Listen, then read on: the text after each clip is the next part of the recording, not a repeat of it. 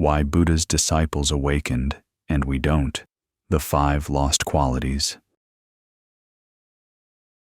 The nature of the mind is that it doesn't sit around just doing nothing. It's not simply a passive receiver of outside stimuli. It's out there looking for things.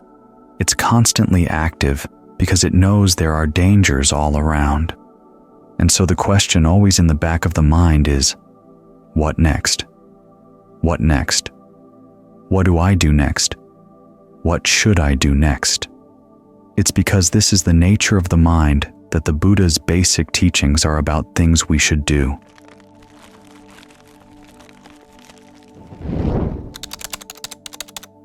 He's giving us the advice we're looking for, as he said, when we first encounter pain in our lives.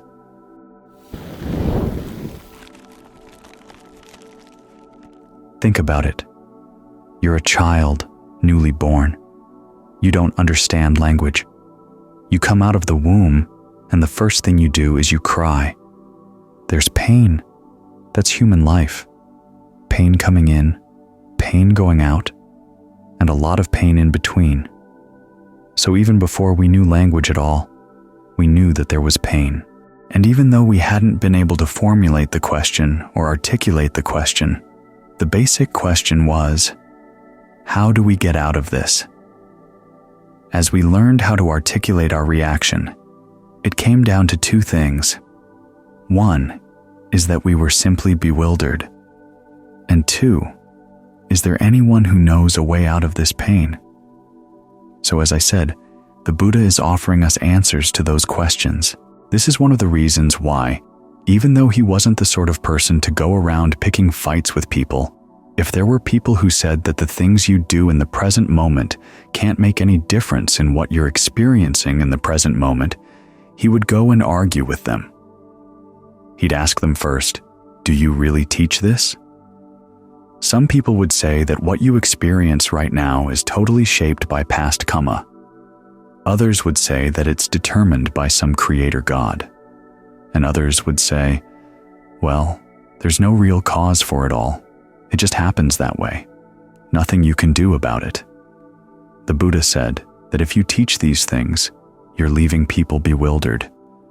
They'll have no basis for deciding what should and shouldn't be done, which, he said, was the teacher's main responsibility, both to ensure you that yes, what you do does make a difference, and so your question of what should and shouldn't be done is a good question.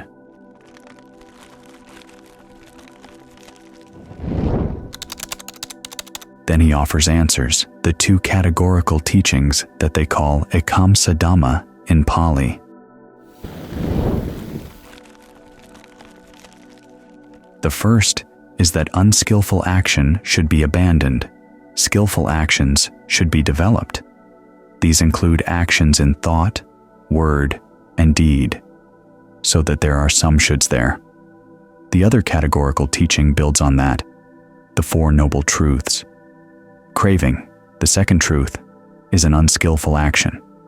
The Noble Eightfold Path, the 4th truth, is a skillful way of acting. And here too, there are shoulds. Each truth is not just something to sit around and talk about. Suffering, the first noble truth, is to be comprehended to the point where you have dispassion for it. The second noble truth, craving, is to be abandoned. The third noble truth, the cessation of suffering, is to be realized. And the 4th noble truth, the way to the cessation of suffering, is to be developed. So the Buddha here is giving you some shoulds. When you sit here and wonder, what should I do next? What should I do next? Well, look at what you've got. He tells you both the shoulds and also the places to focus your attention. When you have a sense that you're suffering, he doesn't simply say that there is suffering. He says that suffering is something that you're doing. You're clinging to the 5 aggregates of form, feeling, perceptions, thought fabrications, and consciousness. And why are you doing that? because of craving. Now, that right there is pretty radical. Most of us, when we suffer, tend to focus on the causes coming from outside. This person did that person did this, the society's like this, the weather's like that. But as Ajahn Lee says, those things are just the shadows of suffering. The real suffering is the clinging inside. So the Buddha's focusing your attention inside. The same with the cause and the same with the suffering itself. It's all happening inside here.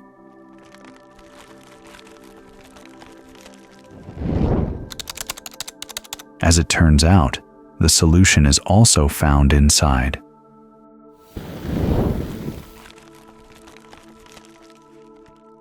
You take those same 5 things that, when you cling to them, constitute suffering, and you can turn them into the path.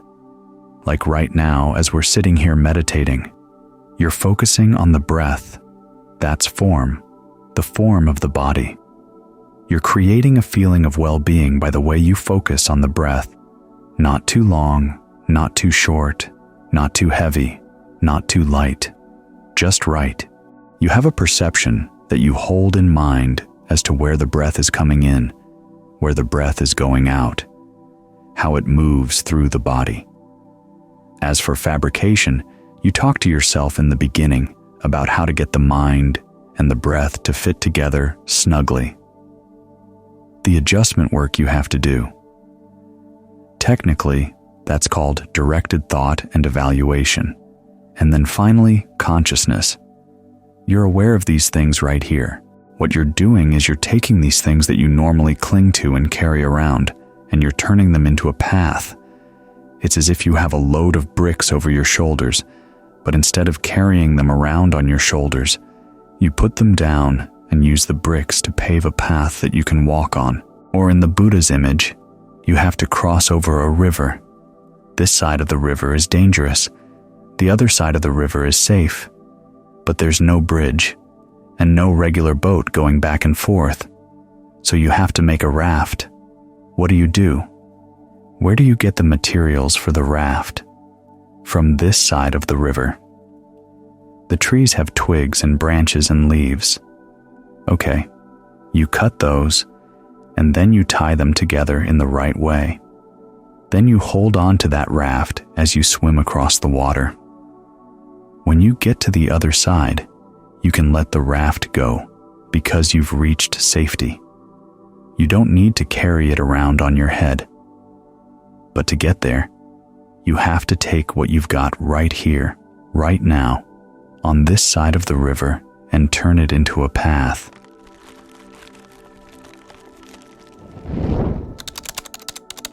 Now, to think in these ways is called appropriate attention.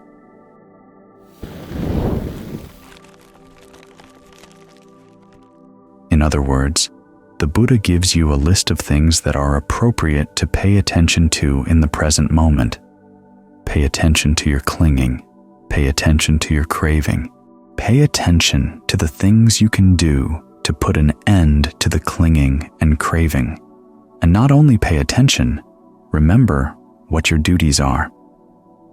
We read about people in the time of the Buddha who listened to his Dhamma and gained awakening just listening to the talk, and we wonder, why is it that they just listen to a talk and are able to get an awakening?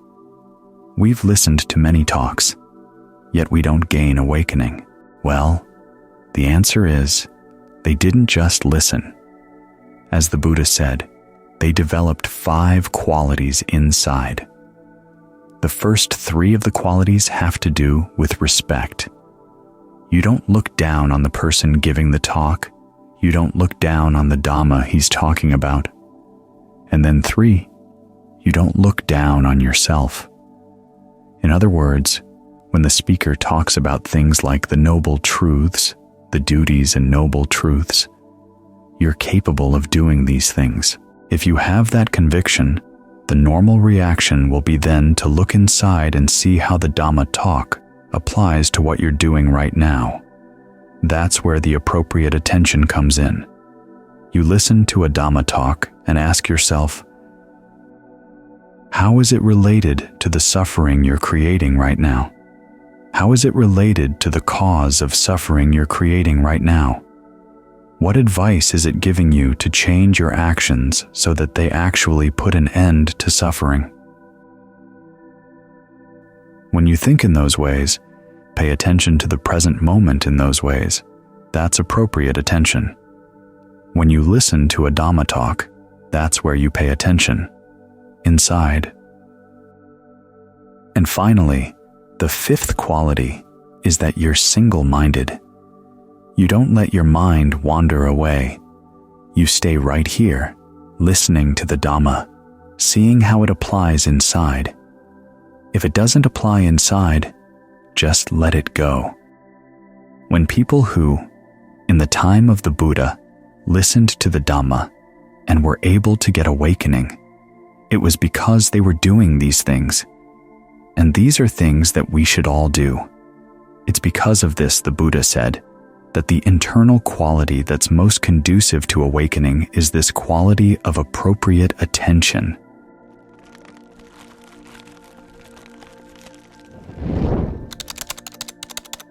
Now, notice, this is appropriate attention.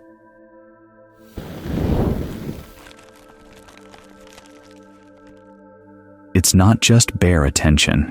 We hear so much about Buddhist meditation promotes bare attention or bare awareness, but the Buddha never used those terms.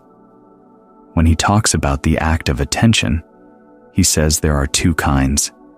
There's appropriate and inappropriate.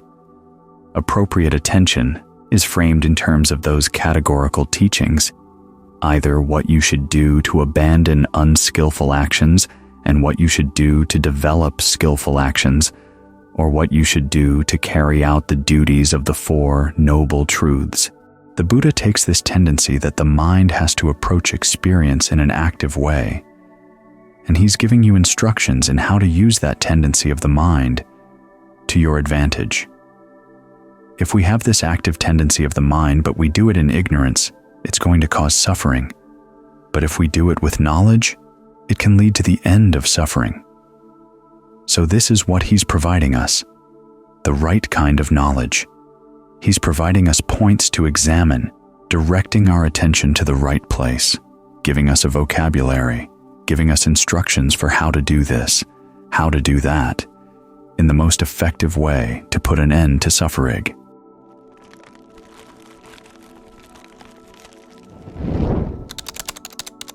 His teachings on karma, which sometimes seem far away in dealing with past lives and future lives, are also relevant here too.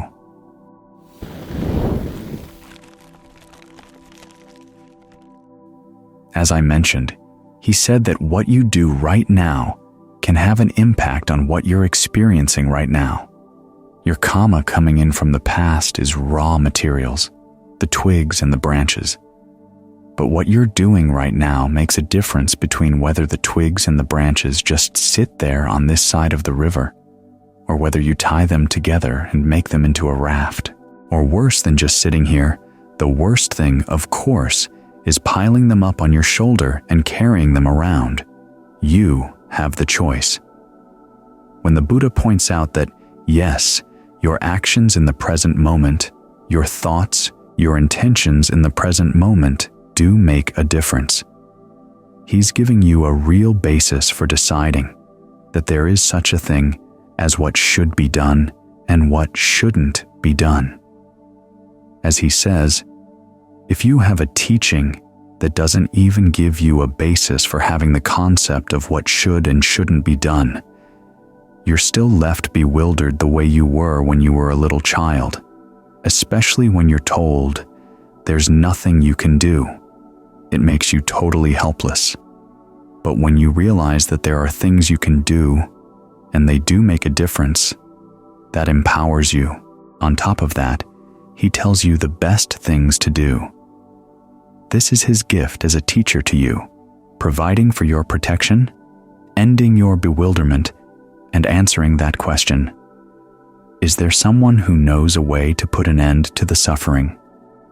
There is, and this is how it's done. Now it's up to you to do it. How to listen.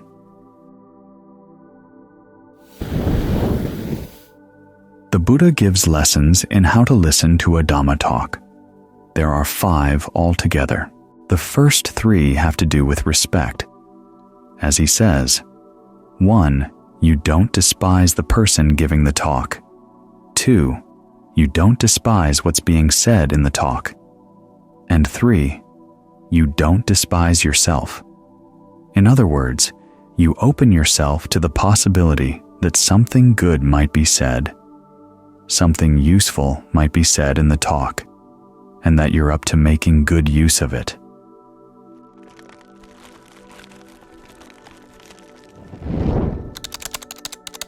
Think of all the people the Buddha gave Dhamma talks to who gained stream entry while listening. Part of it was because they opened their hearts.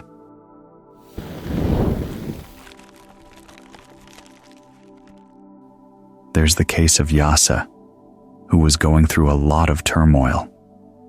He'd been entertained by his dancing women, and then he'd fallen asleep. The women said to one another, "Why are we dancing if we're dancing for him?" So they stopped, and they fell asleep too. He happened to wake up, and he said it was like waking up into a charnel ground, people lying all over the place. So he had to leave the house, went wandering off, came across the Buddha. Yasa had been complaining to himself about what a turmoil he was in, and the Buddha said, "Come here and listen. Right here is not a turmoil." So Yasa wanted to listen, and the Buddha gave what's called a graduated discourse. He talked about the goodness of generosity, virtue, the goodness of acting in harmless ways, basically affirming what people already knew about goodness. He went on to say that generosity and virtue gave good results in this lifetime, good results in the next lifetime, even up to the sensual levels of heaven. Then he turned the tables. He said, "But even those sensual pleasures in heaven have their drawbacks. At any rate, they don't last. And when you fall from heaven, you fall hard." So Yasa followed along with what the Buddha was saying. He was already overcome with a sense of disgust for sensuality, so he was inclined to listen to the Buddha when he said that. Then the Buddha said, there is an alternative, renunciation. Now, renunciation doesn't mean you just give up. You renounce sensual pleasures to look for pleasures of a higher kind.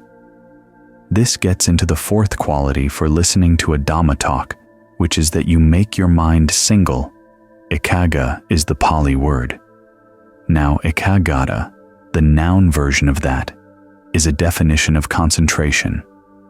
So you concentrate on the talk and try to bring your mind to stillness. You find pleasure in the stillness, and you learn to appreciate it.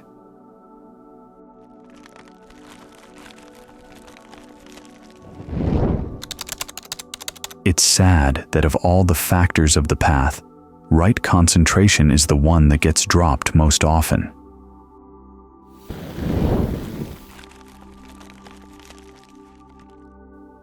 People say, "It's too hard nowadays, and it's not necessary anyhow. All you need is discernment. All you need is wisdom, insight. You can go straight from mindfulness to insight." But the Buddha's instructions for mindfulness, basically, are instructions on how to get the mind to settle down into oneness. So you're listening to the talk, and you can bring your mind to the oneness of stillness. That's an important factor in how to listen. Then, when the Buddha could see that Yasa was ready, he taught him the 4 noble truths. This goes into the 5th factor for how to listen, which is appropriate attention. Yoniso Manasikara. It's basically a matter of asking the right questions. When you first get the mind to settle down, your thought is, how can I make this last? There's nothing wrong with that thought. Learning how to appreciate the pleasure of getting the mind into oneness Finding pleasure apart from sensuality is an important skill, one that should be cultivated, one that should be appreciated. But you have to realize that it's not an end in and of itself. It's there for you to start asking questions about your mind, about what it's doing, and how skillfully it's acting. Only by bringing the mind into oneness can you actually observe it. There will be thoughts that branch out from that oneness, and you want to see them clearly. When thoughts branch out, where are they taking you? Well, back to your old ways, to more suffering, so you learn how to let them go. You realize that you're now in a position where you can let them go. If we were totally passive and simply had to put up with whatever comes, then it would be okay to say, well, just learn how to accept whatever comes. There's nothing you can do about it anyhow, so accept the passing show. But we do have a choice. We can say no to certain things and yes to others. That's what appropriate attention is all about. Learning the right standards, what counts as skillful and what doesn't count as skillful, and seeing that the issue of what is skillful and not skillful is the important question. At first, of course, what's skillful is what inclines the mind to concentration. Then you can perfect that skill. You incline it to deeper and deeper levels of stillness. You begin to realize that once you've got the mind firmly settled, firmly focused in a state of singleness, the thinking that got you there is now the disturbance. So you let that go. In other words, you've been adjusting the breath, relating to the breath, getting the breath so that the breath and the mind can fit snugly together. Now that they're snugly together, you don't have to think anymore. Just let them stay together. Ajahn Fuang's comment was that it's like raising a water buffalo. When you want it to come to you, you call its name. But when it comes, you don't have to call it anymore. It's there. You can ride the buffalo. In the same way, you ride the breath. There will be a sense of intense refreshment, even to the point of rapture. But then that becomes a disturbance. You want the mind quieter than that. So you keep peeling away these layers of the concentration itself.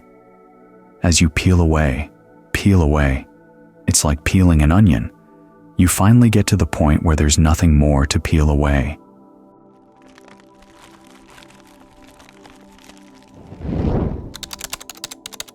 That's what appropriate attention is all about.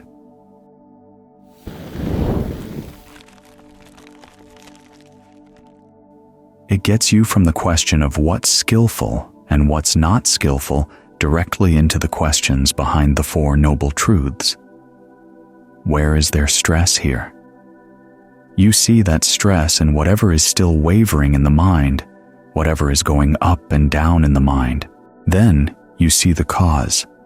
What causes it to go up and down? What causes a rise in the level of stress? What makes the stress goes down?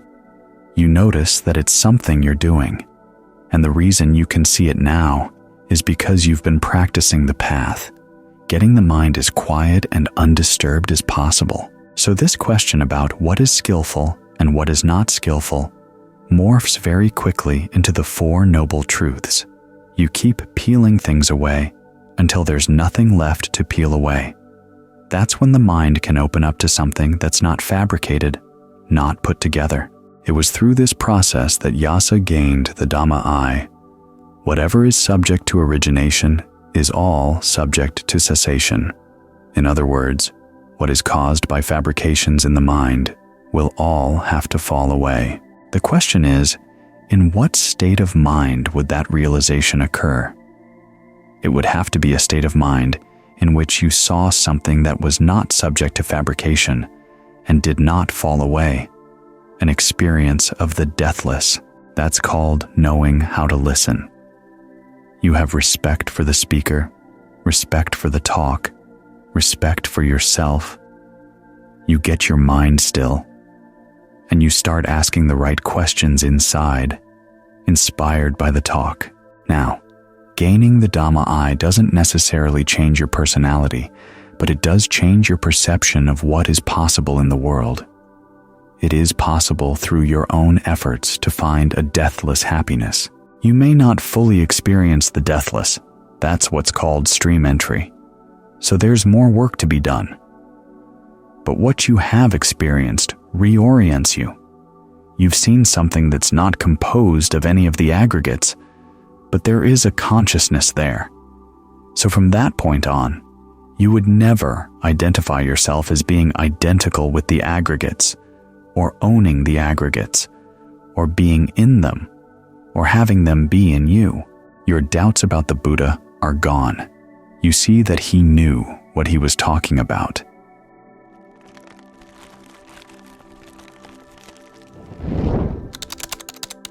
And you realize it was through your own unskillful actions that you hadn't seen this before.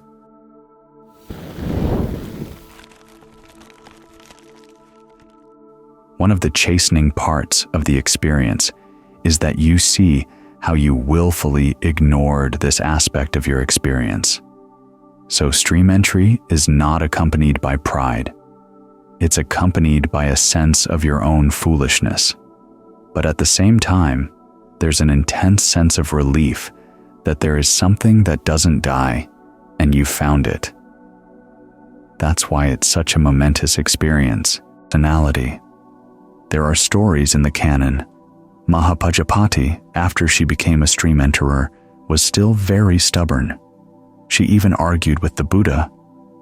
Roha, a very self-centered member of the noble class, was still very self-centered.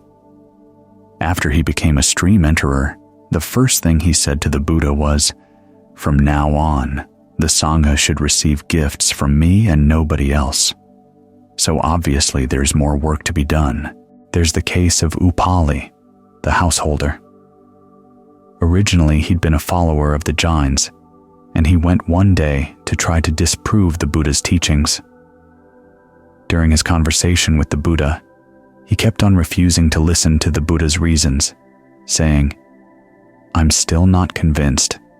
I'm still not convinced." Then, after the Buddha had given him many convincing reasons, he finally said, "Well, actually I was convinced by your first reason, but I wanted to see how far you could go." So he's not the most appealing character, but the Buddha then leads him to stream entry. When the leader of the Jains finds out what has happened and comes to visit him, Upali really rubs it in that he's no longer a follower of the Jains.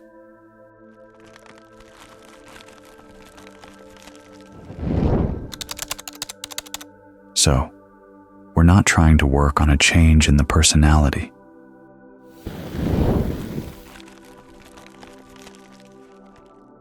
Stream entry can happen to all kinds of people. There's the case of the would-be assassin who was sent to kill the Buddha, but who ended up putting down his bows and arrows, came in to listen to the Dhamma, and became a stream enterer. There's the case of a woman who was coming back from playing around with her serving ladies. They'd gone out for a picnic. She stopped by to see the Buddha on the way back, listened to the Dhamma talk, and became a non-returner. So it can happen to all kinds of people. It's from that point on that you're said to be in training. In other words, the real work starts. You have a sense of where you're going, what needs to be done. And the question simply is getting it done. It's in the course of that training that you start polishing away your defilements even further.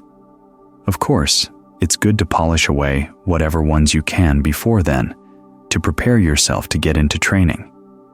After all, we're training not only the intellect, we're training the heart, we're training the character, we're training the will. It's an all-around training. But the real training begins when you see where it's going.